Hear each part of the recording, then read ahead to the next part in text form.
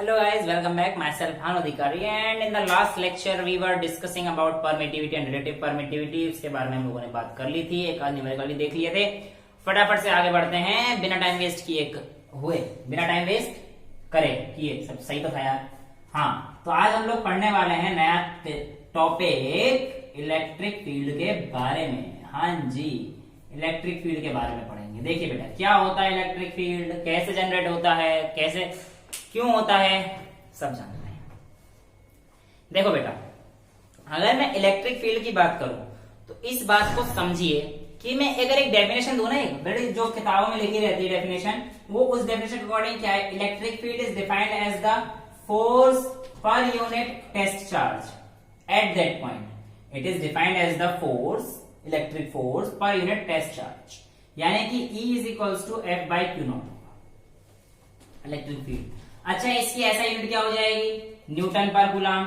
Dimension यार अपने आप निकाल लेना, कोई बड़ी चीज तो है नहीं. mLt-2 हो जाएगा और इसका ampere Q is equals to IT तो निकाल लेना अपने हिसाब से, है ना, उसमें कोई दिक्कत नहीं आएगी. खैर, हम लोग फटाफट से कॉन्सेप्ट की तरफ बढ़ते हैं. ये कहता है force per unit test charge. सबसे पहले तो ये टेस्ट चार्ज क्या होता है, सबसे पहले तो ये टेस्ट चार्ज क्या होता है. बेटा देखो, एक चार्ज होता है जो हमारे पास, सपोज कीजिए ये बड़ा क्यू है. अब मुझे इसका इफेक्ट चेक करना है. जो प्रोड्यूस कर रहा है, जो दे रहा है, जिसका इफेक्ट चेक करना है, वो हमारे पास होता है सोर्स चार्ज. जिसका इफेक्ट चेक करना है सोर्स चार्ज, जिसकी प्रेजेंस में करूंगा वो टेस्ट चार्ज. जिसकी प्रेजेंस में सोर्स चार्ज का पता चलेगा वो टेस्ट चार्ज. यानी कि अगर मैं इसको लाऊंगा तभी बता पाऊंगा कि ये इसमें चार्ज है या नहीं. तो सोर्स चार्ज समझ में आया, जिसका इफेक्ट चेक करना है, और टेस्ट चार्ज जिसकी इफेक्ट में चेक करना है. अब ये टेस्ट चार्ज बहुत ही सिंपल होता है. सिंपल का मतलब इसके आने से हम लोग मान के चलते हैं कि इसमें कोई फर्क नहीं पड़ रहा, बहुत ही छोटा है, ऐसा मान के चलते हैं. यानी कि इसके लाने पे, सोर्स चार्ज के लाने पे, सॉरी टेस्ट चार्ज के लाने पर सोर्स चार्ज में कोई फर्क नहीं पड़ रहा. अब मान लीजिए ये डिस्टेंस इन दोनों के बीच में R थी, इन दोनों के बीच में डिस्टेंस R थी. तो अगर मुझे फोर्स देना हो, भाई वही by Coulomb's law, electric force is equals to कितना आएगा, F is equals to K Q naught upon R square. कोई दिक्कत यहां तक नहीं सर, ये टॉपिक तो मजा आ गया. बेटा अब इसमें क्या करना है, electric force F by q naught, तो E is equals to F by q naught है. इस F की वैल्यू को यहां से पुट कर दीजिए, तो Q naught upon R square dot Q not इसका रहेगा, ये F हो गया, क्यू नॉट से क्यू नॉट गया, तो हमारे पास E की वैल्यू कितनी आ जाएगी बच्चा, KQ बाय R स्क्वायर, यानी कि 1/4 पे epsilon naught Q by R square. तो हमारे पास इलेक्ट्रिक फील्ड आ जाता है. क्या समझ में आता है इस बात से बेटा? इस बात से आप ऐसा समझ लो, ये तो हमारे पास due to system of point charge की वजह से यही होगा. मतलब अगर एक पॉइंट पे रखा हुआ है क्यू नॉट चार्ज, तो उसकी वजह से इलेक्ट्रिक फील्ड कितना है, ये है ना. लेकिन अगर मैं आपसे कहूं due to a system of charge मतलब वही लगाना है अपना प्रिंसिपल ऑफ सुपरपोजिशन. घबरा का है, बड़ा सिंपल सा टॉपिक है. प्रिंसिपल ऑफ सुपरपोजिशन लगा लीजिए. डॉक्टर साहब आ जाओ, दिखाते हैं. देखो बेटा, इतना समझ में आ गया इलेक्ट्रिक फील्ड. अब देखो, I am drawing it of. अब मैं क्या कर रहा हूं कि सिस्टम ऑफ चार्ज ले रहा है, बहुत सारे चार्ज लेने जा रहा हूं. ऐसा मान लीजिए कि मैं एक चार्ज मेरा Q1 है, एक चार्ज इधर है कहीं पे Q2, एक चार्ज कहीं पे Q3 है, Qn बहुत सारे, और इस पॉइंट P पर बताना है मुझे कि इलेक्ट्रिक फील्ड कितना होगा. वेरी सिंपल है ना भाई. आप लोगों ने ध्यान है, इसका डिस्टेंस मान लिया था हमने R1, इसका डिस्टेंस मान लिया था R2, प्रिंसिपल ऑफ सुपरपोजिशन किया था R3, और ये मान के चलता हूं कोई एक रिजल्टेंट इस तरफ जा रहा हूं, है ना. अब मैं क्या करता हूं, इस पॉइंट पे एक चार्ज, टेस्ट चार्ज Q0 रख देता हूं। तो let Q1 Q2 dot Qn be the charge, है ना, at a distance of R1 R2 dot Rn respectively. अपने आप लिख लेना लाइन। तो अब इंट्रोड्यूस कर दिया, लेट अ टेस्ट चार्ज या पॉइंट चार्ज, आपकी मर्जी है, let a test charge be introduced at point P, be introduced at point P। हमने P पॉइंट पे क्या ला दिया, टेस्ट चार्ज ला दिया। अब इसकी वजह से यहां पे क्या प्रोड्यूस होगा, एक फोर्स, इलेक्ट्रोस्टैटिक फोर्स। अब F जो आएगा, जो हमारे पास F आएगा वो कितना आएगा भाई, 1 की वजह से F1। अगर मैं वेक्टर के फॉर्म्स में लिखना बता देता हूं तो क्या आएगा बेटा, K Q1 dot Q upon R1, और इस P के पास जाए ना तो R1P लिख देता हूं, R1P स्क्वायर, और यहां पे यूनिट वेक्टर RP वाला, है ना। अब सिमिलरली मेरे पास F2 कितना आ जाएगा, K Q2 डॉट Q0, ये भी Q0 है, अपॉन R2 स्क्वायर, R2P यहां की तरफ अप्रोच है, इसमें R2P लिखा है। सिमिलरली ये भी RP, समझ आ रहा है। यूनिट वेक्टर वेक्टर फॉर्म में लिखना है तो ऐसे करते करते करते करते करते करते Fn तक लिखेंगे तो हमारे पास क्या आ जाएगा, K Qn Q0 upon Rn square P dot Rn, ये तो RP रहेगा। ये देखो पहले तो समझ में आया, हम लोगों ने प्रिंसिपल चार्ज ले लिया Q पॉइंट पे चार्ज लेने के बाद हम लोगों ने इसका फोर्स निकाला, F1 F2 F3 निकाल लिया। F1 F2 F3 निकालने के बाद हम लोगों ने प्रिंसिपल ऑफ सुपरपोजिशन लगा दिया। प्रिंसिपल ऑफ सुपरपोजिशन लगाने के बाद हम लोग इस पे क्या निकालेंगे, नेट फोर्स। नेट फोर्स क्या आ जाएगा फ्रेंड्स बताओ, F1 F2 F3, ये तो प्रिंसिपल ऑफ सुपरपोजिशन था। देखो समझ में आना चाहिए, चीजों को लिखना कोई बड़ी बात नहीं है, एक बार समझ में आएगा अपने आप लिख दो, है ना। अब F1 F2 F3 कर देंगे तो मैं मान के चल लेता हूं Fn जो आएगा नेट F, उसमें हमारे पास देखो K Q0 तो कॉमन ही आ रहा है ना, K Q0 upon K Q0 1 upon 4 pi epsilon not dot Q0, ये तो कॉमन आ रहा है। और यहाँ पे क्या आ रहा है, 1 upon R square R1 square, है ना। अब ये R vector unit vector plus similarly 1 upon R2 square unit vector. अब ये हमारे पास क्या आ रहा है, ये 1 नहीं, यहाँ पे Q भी तो है, Q1 और Q2 ये भी तो अलग है ना। और dot dot dot Qn upon Rn square और यूनिट वेक्टर।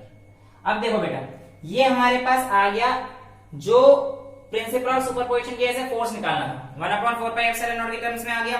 अब 4 पाई एप्सिलॉन नॉट टर्म्स आ गया तो E की वैल्यू क्या डाल देंगे, F बाई Q, और F बाई Q डाल देंगे तो हमारे पास क्या आ जाएगा बेटा, वेरी सिंपल, ये कट जाएगा ना, E is equal to F by Q naught, तो E is equal to F by Q not.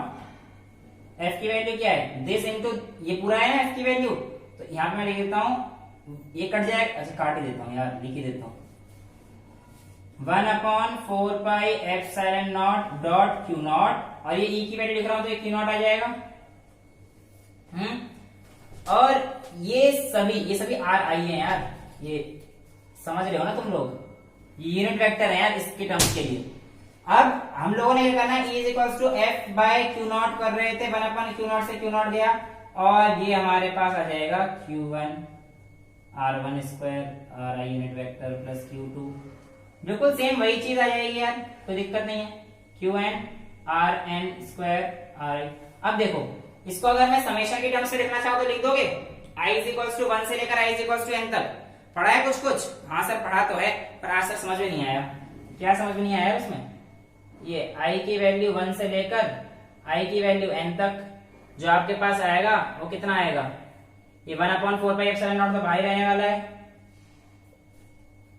E is equals to 1 upon 4 pi epsilon naught, यहां से लेके यहां पे लिख दो बस, ये Q1 R स्क्वायर Qn लिख दे यहाँ पे, और Rn स्क्वायर डॉट आ रही है। तो ये हमारे पास क्या आ जाएगा, due to system of charge की वजह से इलेक्ट्रिक फील्ड जो आता है। प्रिंसिपल ऑफ सुपरपोजिशन का है, फटाफट से जिसने स्क्रीनशॉट लेना है ले लो, जल्दी से लो, जल्दी से।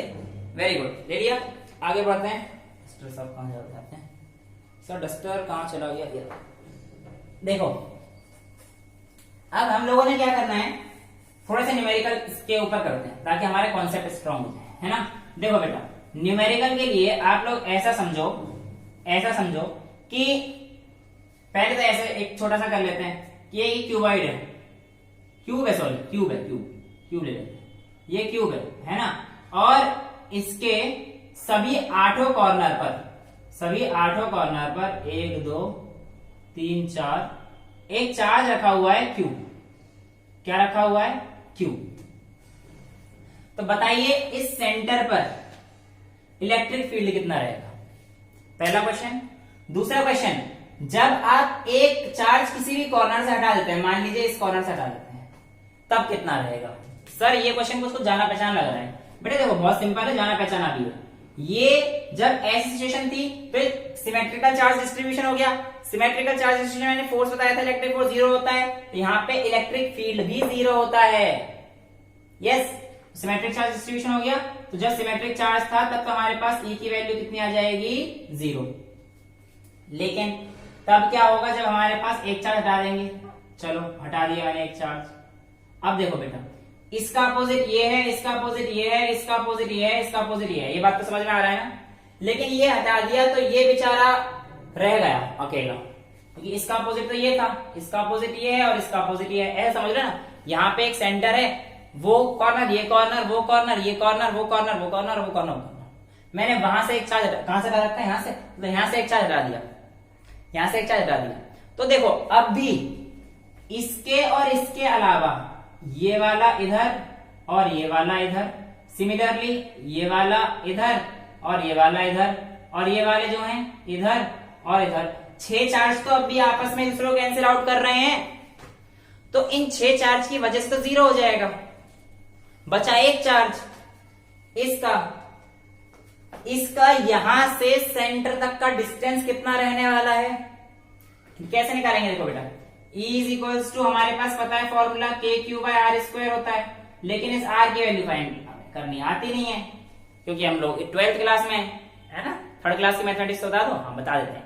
ये होता है √3a, तो ये हाफ पॉइंट पे कितना हो जाएगा? √3a/2। तो यहाँ पे भैया आ जाएगा KQ/√3a² है ना, √3a/2 का। अब जो डायरेक्शन आएगी वो किस तरफ आएगी बेटा? डायरेक्शन उस तरफ आएगी जिस तरफ से चार्ज हटा है, यानी कि towards that point where the charge has been removed. ये क्वेश्चन हो जाता है सिंपल सा। क्या मुश्किल था बताओ इसमें?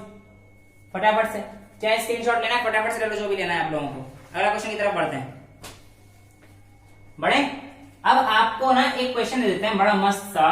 एक पेंडुलम है, क्या है? एक पेंडुलम है और उसका मास दे रखा है, ये पेंडुलम यानी कि पेंडुलम का फ्रेम क्वेश्चन कर लेना। उसका मास दे रखा है बेटा 40 ग्राम आपको, ठीक है। और आपसे कहता है कि उसके पास इलेक्ट्रिक फील्ड जो आपको दे रखा है वो उसने दे रखी है 2 × 10⁵ है ना। और आपसे कहता है कि जो चार्ज है उसके स्फीयर में वो कितना दे रखा है? 2 माइक्रोकूलम यानी कि 2 × 10⁻⁻⁶, ठीक है। और वो कहता है कि it is taken to a point where it is in equilibrium. वो एक ऐसे पॉइंट पे लिया जाता है जहां पे वो इक्विलिब्रियम में है। तो आप बताइए कि कितने डिग्री पे होगा वो, यानी कि उसका थीटा कितना हो, कितना एंगल पे लेके गए होंगे। और दूसरा पूछता है कि टेंशन इन द थ्रेड कितनी होगी, भाई जिस धागे से लटक रहा था वो कितना था, टेंशन कैलकुलेट कीजिए। समझ गए ना क्वेश्चन को? ठीक है, तो ऐसा कर लेते हैं भाई। ये हमारे पास पेंडुलम है जो इनिशियली यहाँ पे लटक रहा था, बट आप लोग यहाँ पे लेके चले गए उसे, तो इसमें ये थीटा आ गया। अब ये थीटा आ गया तो बेटा इसका देखो, इसे कंपोनेंट रिजॉल्व करो। सबसे पहले तो ये mg नीचे आ रहा था जो इसके मास की वजह से है ना।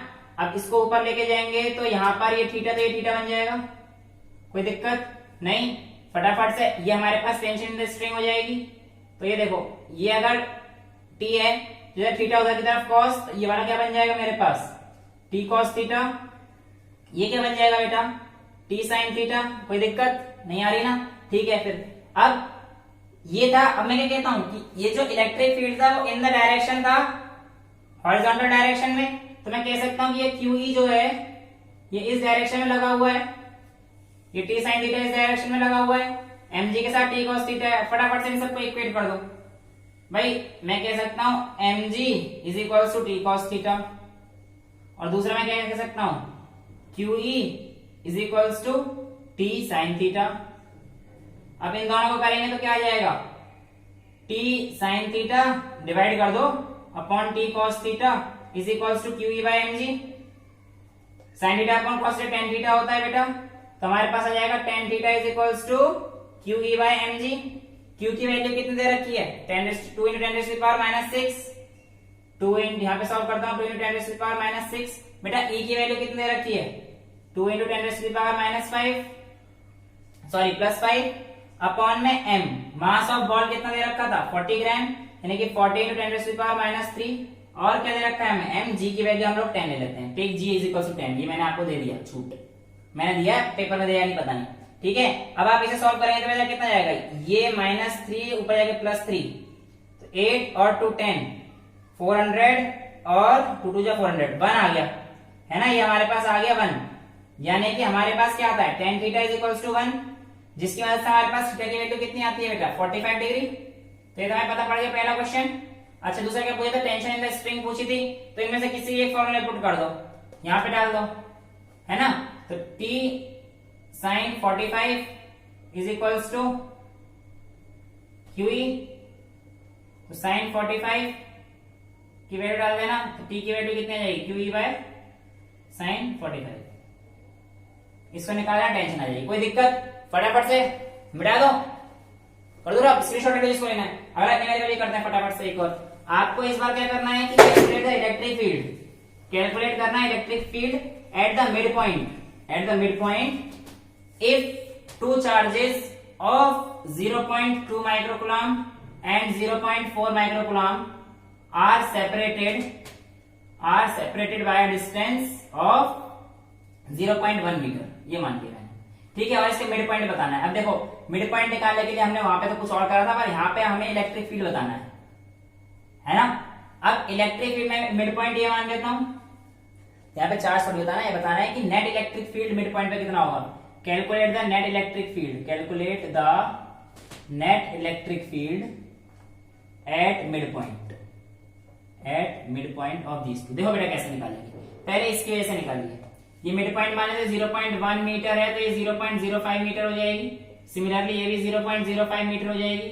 इसकी वजह से यहाँ पे जो इलेक्ट्रिक फील्ड लगेगा वो कितना रहेगा KQ/R²। अब ये फॉर्मूला तो आपको पता है ना, वहां पे फोर्स में क्या होता है KQ1 Q2/R², यहाँ पे Q तो खत्म हो जाता है, तो ये KQ/R², तो यहाँ पे क्या आ जाएगा 1/4πε0 इंटू Q की वैल्यू कितनी है 0.2 बाय 0.5 का स्क्वायर, ये कितना आ जाएगा 9 इंटू 10⁻⁹ इंटू 0.2 अपॉन 0.5 का 0.05, माफ कीजिए 0.1 था ना, 0.05 का होल स्क्वायर, तो इसकी वैल्यू कितनी आ जाएगी बेटा 9 इंटू 10⁻⁹ 9, और ये ऊपर जाके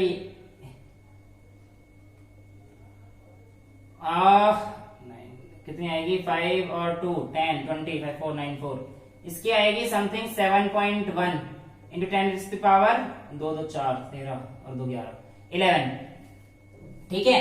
इसकी वैल्यू निकालते हैं फटाफट से। इसकी यहाँ पर कितनी आएगी, यही फॉर्मूला लगाएंगे KQ/R², ये E1 आ गया, E2 निकाल लीजिए, E2 कितना आ जाएगा 1 इंटू 0.4 अपॉन 4πε0 इंटू 0.05 का होल स्क्वायर, तो ये कितना आ जाएगा, चार्ज डबल करे तो ये वैल्यू डबल कर दो ना, 14.2 इंटू 10⁻11 आ गया, ठीक है। अब हमारे पास ये E1 और E2 आ गया, हमने नेट पूछा है। अब देखो E1 की वजह से जो चार्ज लगेगा वो इस डायरेक्शन में लगेगा बेटा, और E2 की वजह से जो इलेक्ट्रिक फील्ड लगेगी वो इस डायरेक्शन में लगेगा, चार्ज नहीं इलेक्ट्रिक फील्ड। तो E1 का इलेक्ट्रिक फील्ड इस तरफ, E2 का इलेक्ट्रिक फील्ड इस तरफ। नेट इलेक्ट्रिक फील्ड निकाला था मिड पॉइंट पे, तो नेट इलेक्ट्रिक फील्ड निकालने के लिए क्या कर देंगे E2 माइनस E1, यानी कि 14.2 माइनस 7.1 इंटू 10⁻⁻11, यानी कि कितना आ गया 7.1 इंटू 10⁻11, माइनस नहीं है प्लस है 10⁻11, लेकिन किस तरफ, तो यहाँ पे अगर मैं पॉइंट देता हूँ A और B, तो ये C हो गया, तो कहते हैं टुवर्ड्स BC।